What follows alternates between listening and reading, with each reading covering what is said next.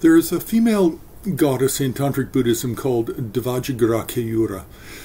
Now this means, in Tibetan it's Gyaltsen Tsemo Punken, and it means the arm ornament of the Buddha, basically. The upper arm, not a bracelet, an armlet. Now there's really only two things that need to be known about this deity, because it's not really that popular. We do find it in collections such as the Bari Gyatsa, the Drub Tab Gyatso, the Sadhana Mala. It should be in the Sadhana Mala, but I have not checked the Sanskrit version, and I've not read the text there. Gyaltsen Tsemo is generally wrathful in appearance, with either 3 faces or 4 faces, with 4 arms or 8 arms, usually blue-black in color.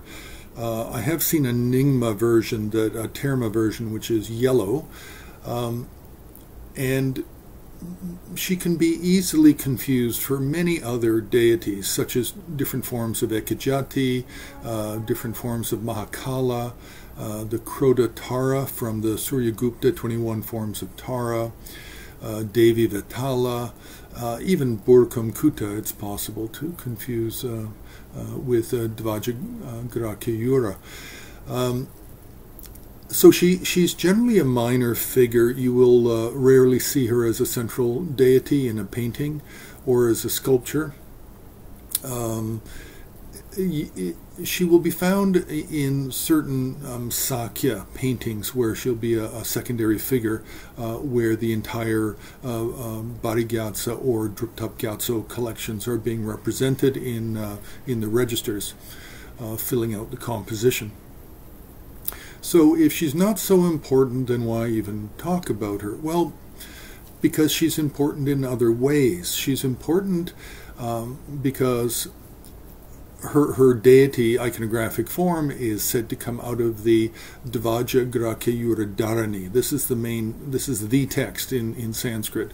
Not the commentary text, but it's the main Tantra text. And this text is very often used for prayer flags, carved onto wooden blocks and made into a stamp and used as a flag. And this goes back to the Indian Buddhist concept of having flags and banners. The idea of prayer flags, or lungta, as they're often known in Tibet, that's actually Himalayan, Central Asian, Qinghai, Gansu kind of northern China concept, very much Bumpo, very much indigenous beliefs, and it is based on the animals, the 5 animals.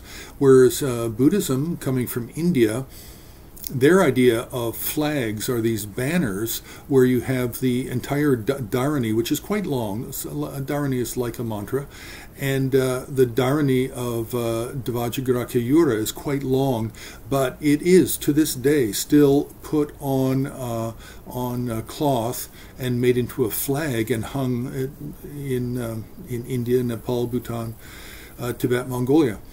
So for that reason, Dvajagrakeyura is somewhat important. It's also worth noting that her image, her wrathful image, is not replicated on these flags at all. It is only the dharani, or the entire dharani text, replicated, carved on wood, and then printed onto these cloth banners, but not the form of the deity, just the text. So that's why I'm just mentioning this Dvajagrakeyura goddess at this point. So press the like button. You can subscribe, you can ask questions, you can also make a donation, and you can also join HAR on Patreon for longer videos and longer essays.